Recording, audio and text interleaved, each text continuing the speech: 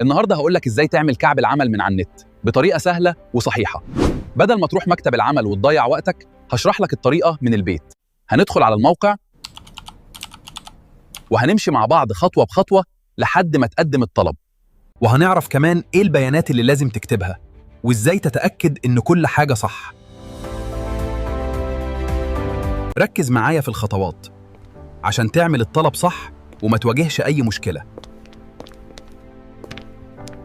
ولو الفيديو فادك اعمله شير عشان غيرك كمان يستفيد من الطريقة. ولو أول مرة تشوف القناة اشترك وفعل الجرس عشان يوصلك كل جديد. قناة سيد أحمد سيكا هي دليلك، فاشترك دلوقتي. ويلا بينا نبدأ الشرح. حابب تتعلم تابعنا على اليوتيوب. سيد أحمد سيكا دايما عنده المطلوب. أول حاجة بتخش على جوجل وتكتب مصر الرقمية، هتلاقي أول موقع هتخش عليه. بعد كده هتلاقي تحت هنا افتح حساب أو سجل دخول، فتبدأ تدوس عليها. لو أنت معاك حساب على مصر الرقمية هتكتب رقم الموبايل وتدوس التالي، وهتكتب الباسورد وتدوس التالي. طب أنت لو ما عندكش حساب، أسيب لك في صندوق الوصف إزاي تعمل حساب على مصر الرقمية بحيث إن أنت تعمله بطريقة صح. هتدوس على افتح حساب وتبدأ تمشي مع الخطوات، واللينك اللي أنا أكون سايبه لك الشرح بتاعه في صندوق الوصف زي ما قلت لك، وأول كومنت مثبت عشان تعمل الحساب صح. بعد ما بتعمل الحساب وتدخل الحساب بتاعك، بتبدأ تدوس على تصفح الخدمات. بعد ما بتدوس على تصفح الخدمات بتيجي عند ابحث عن خدمة هتكتب كعب، هتلاقي ظهرت لك اللي هي استخراج شهادة الكيد كعب العمل. هتدوس عليها وتبدأ تشوف الشروط. هتلاقي فيه شروط اهي زي ما انت شايف: ان يكون المواطن مصري الجنسية، بطاقة الرقم القومي سرية، ان يكون تسجيل شخصيا، رفع اصل مستند المؤهل الدراسي فلازم يكون معاك اصل المؤهل، ورفع اصل مستند الموقف من التجنيد فلازم يكون معاك المؤهل الدراسي، والموقف من التجنيد دول اساسي يكونوا معاك. والرقم التأميني كده كده هيجيبه لنا الموقع. بعد كده رفع مستند بطاقات للخدمات المتكاملة للأشخاص ذو الإعاقة، فلو أي حد من ذو الإعاقة هيبدأ برضك يجهز بطاقة الخدمات المتكاملة. وشهادة قياس مستوى المهارة وترخيص مزاولة المهنة، أن يكون استخراج شهادة الكيد للعمل داخل مصر وليس للسفر للخارج. فخلي بالك من النقطة دي، إن هو بيتعمل داخل مصر مش للخارج. أن يكون المؤهل الدراسي باللغة العربية، فلو المؤهل بتاعك بالإنجليزي لا، لازم يكون باللغة العربية. في حالة الحصول على المؤهل الدراسي من خارج مصر يلزم إحضار المعادلة العملية من المجلس الأعلى للجامعات المصرية. فلو أنت واخد المؤهل بتاعك من بره مصر فلازم يكون معاك المعادلة العملية من المجلس الأعلى للجامعات المصرية. فتبدأ تقرأ الشروط، وبعد كده هتدوس على موافق، هتعلم علامة صح. بعد كده تدوس بدء الخدمة. هيجيب لك البيانات بتاعتك، هتبدأ تراجع على بياناتك: الاسم، الرقم القومي، النوع، تاريخ الميلاد، العنوان، المحافظة، كل حاجة تمام. هندوس التالي. هيجيب لك بقى اللي هو بيانات الطلب: هل انت من الاشخاص ذو الإعاقة؟ لو انت منهم هتدوس نعم، لو مش منهم هتدوس لا. فبتبدأ اللي انت على حسب الحالة بتاعتك دي بتختارها. بعد كده بتدوس التالي. بعد كده بيجيب لك الرقم التأميني. بعد كده بتدوس التالي. بعد كده بيجيلك حالة الخدمة العسكرية، فبتبدأ تختار انت من اللي هي الاختيارات اللي موجودة قدامك، هتدوس عليها عشان تظهر لك: هل انت غير مطلوب، ولا مؤجل، ولا مؤدي، ولا مجند، ولا معافى. لو غير مطلوب هتبدأ اللي انت تختار غير مطلوب. لو مؤجل هتبدأ تختار مؤجل. لو أديت الخدمة هتختار مؤدي. لو لسه في الخدمة هتختار مجند. لو معفي نهائي هتختار معفي. فبتبدأ على حسب الحالة بتاعتك بتبدأ تختارها من هنا. بعد ما بتختار بتدوس التالي. هيجيلك بقى المؤهل الدراسي، المستوى الدراسي. هتبدأ تختار المستوى بتاعك، يعني هتدوس على الاختيارات السهم عشان يبدأ يظهر لك الاختيارات: هل انت تعليم جامعي، ولا مرحلة إعدادية، ولا مرحلة ابتدائية، ولا مؤهل بحثي متقدم، ولا مرحلة التعليم فوق المتوسط، ولا مرحلة التعليم الثانوي مؤهل متوسط.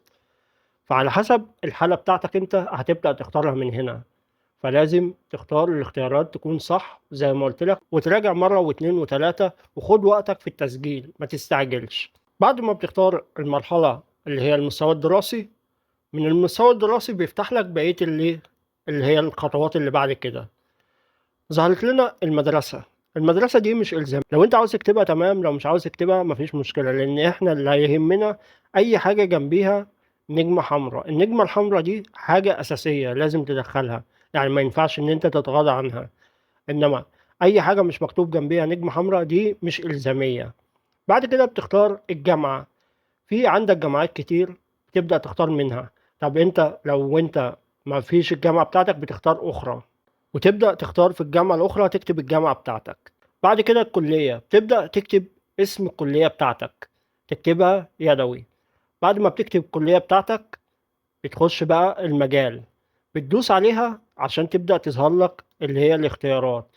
بتلاقي هنا مجالات كتير على حسب المجال التخصص الجامعة بتاعتك بتبدأ تختاره. بعد كده بتنزل تحت شوية هتلاقي المؤهل، تختار المؤهل بتاعك. على حسب المؤهل بتاعك بتبدأ تختار. في هنا برضك زي ما انت ما شايف في كذا اختيار، تبدأ تختار المؤهل بتاعك. بعد كده بتكتب التخصص، تكتبه يدوي. أي حاجة جنبيها نجمة حمراء إلزامية زي ما قلت لك، فبتبدأ تكتب التخصص بتاعك. فكل حاجة يعني مرتبطة باللي بعديها. المستوى الدراسي هو اللي فتح لك كل الكلام ده، فعلى حسب المستوى الدراسي بتاعك بيفتح لك كل الكلام ده. يعني ممكن انت ما تلاقيش نفس الكلام ده، يعني انت لو اخترت الاعدادية اخترت الابتدائية مش هتلاقي كل الكلام ده. فانت على حسب المستوى الدراسي بتاعك بيظهر لك الخطوات اللي بعد كده. بعد كده بتكتب سند التخرج، السنة اللي انت حصلت فيها على المؤهل بتاعك بتبدأ تكتبها. بعد كده هتنزل تحت شوية هتلاقي بيانات التواصل. بيانات التواصل هتلاقي رقم الموبايل اللي انت مسجل بيه في مصر الرقمية. لو عاوز تضيف رقم تاني ماشي، عاوز تضيف رقم أرضي ماشي، عاوز تضيف بريد إلكتروني ماشي. كل الكلام ده مش إلزامي. فبعد ما بتراجع على كل الكلام ده بتدوس التالي. بعد كده بيجيلك التصنيف الرئيسي. من التصنيف الرئيسي اللي هو المجال العام بتاعك. من المجال المهني بيفتح لك برضك اللي هو التصنيف الفرعي، الباب، الفصل، الوظيفة، العنوان. فأنت لازم تختار التصنيف الرئيسي صح عشان بقية الخطوات تكون صح. فهنا بيظهر لك كذا اختيار، فبتبدأ تختار من المجال العام بتاعك، تختاره من هنا المجال العام. بعد كده بعد ما بتختاره بيجي لك بقى هيفتح لك اللي هو التصنيف الفرعي، يعني هو مرتبط بالمجال العام. تمام. فتبدأ تختاره برضك من هنا التصنيف الفرعي اللي هو التخصص بتاعك. بعد ما بتختار التصنيف الفرعي تبدأ تنزل تحت هتلاقي كلمة باب، فبتختار برضك من الاختيارات على حسب، يعني كل واحد بيختلف عن التاني. فانت التصنيف الرئيسي هو اللي فتح لي التصنيف الفرعي، هو اللي فتح لي الباب، هو اللي فتح لي الفصل، هو اللي هيفتح لي الوظيفة. فكل واحد بيختلف عن التاني. مش شرط يظهر لك كل ده، ممكن يظهر لك حاجات تانية. فانت بتبدأ تختار نيابة عن اللي هو المجال بتاعك انت. بعد كده تختار الباب، تختار الفصل. تمام. بعد كده بتنزل تختار الوظيفة. بعد ما بتختار الوظيفة تكتب عنوان العمل لو انت عارفه، لو مش عارفه مش شرط اللي انت تكتبه، مش إلزامي. يعني الحاجات اللي انا بقولك مش إلزامية، لو انت عاوز تكتبها هو بس، يعني انت لو مش عارفها ما بتكتبهاش. بعد كده بتدوس التالي. بعد كده هيجي لنا بقى ان نرفع شهادة الجيش والمؤهل بتاعنا، ولو انت من ذو الإعاقة هتلاقي برضك ان هو انت ترفع كارت الخدمات المتكاملة. فانا هرفع شهادة الجيش وشهادة المؤهل. طب ايه المطلوب مني ان انا ارفعه؟ مطلوب مني ان انا ارفع كل ملف يكون لوحده وبي دي اف. تمام. مش اي صيغة تانية. فخلي بالك لازم يكون بي دي اف، ولازم الملف ما يتعداش 10 ميجا. فدي خطوة ضرورية تخلي بالك منها، الملف ما يتعداش 10 ميجا. لان اي اختلاف في دول، سواء رفعت ملف تاني مش بي دي اف والملف اكتر من 10 ميجا هيجيب لك ايرور. فلو جاب لك ايرور اعرف ان الملف ده مش بي دي اف.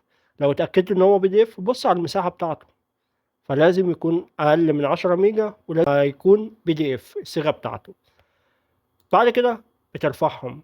بعد ما بترفعهم بتلاقيهم ظاهرين معاك هنا اهو شهاده الجيش والمؤهل. بعد كده بتدوس التالي. قال لك تم تلقي طلبك بنجاح. كده انت عملت الطلب وكل حاجه تمام، بس اهم حاجه زي ما قلت لك خد وقتك، ما تستعجلش. ابدأ راجع على الطلب مرة واتنين وتلاتة، ما تستعجلش ان انت تعمله بسرعة.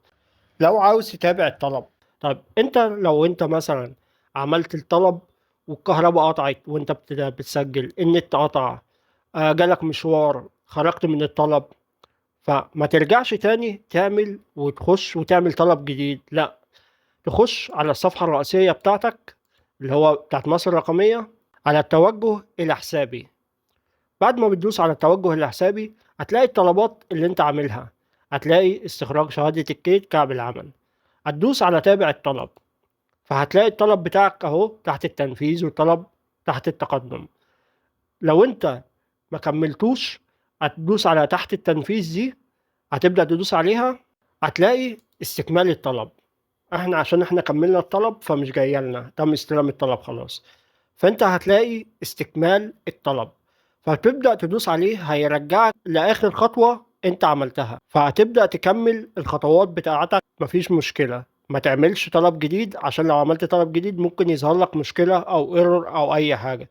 انت تبدأ تكمل الطلب بتاعك، ولو عندك اي استفسار او اي مشكلة قابلتك سيب لي السؤال بتاعك تحت الفيديو وان شاء الله نحلها مع بعض. نفس المكان هتبدأ تتابع الطلب وصل لإيه. أهم حاجة اعمل مشاركة للفيديو عشان المعلومة توصل لغيرك، وكمان اللايك والكومنت بيساعد الفيديو إن هو يوصل وينتشر أكتر، فاعمل لايك وشير. ولو عندك أي سؤال اكتبه تحت الفيديو، لو ما عندكش أي سؤال صلي على النبي في الكومنتات. ولو لسه ما اشتركتش في القناة اشترك في القناة وفعل زر الجرس عشان يوصلك أي إشعار جديد بأي فيديو جديد هننزله. وبكده نكون وصلنا لنهاية الفيديو. ولو انت وصلت معايا لغاية هنا اشترك في القناة وفعل زر الجرس، وإذا كنت مشترك في القناة لايك وكومنت، وانتظر الفيديوهات الجاية.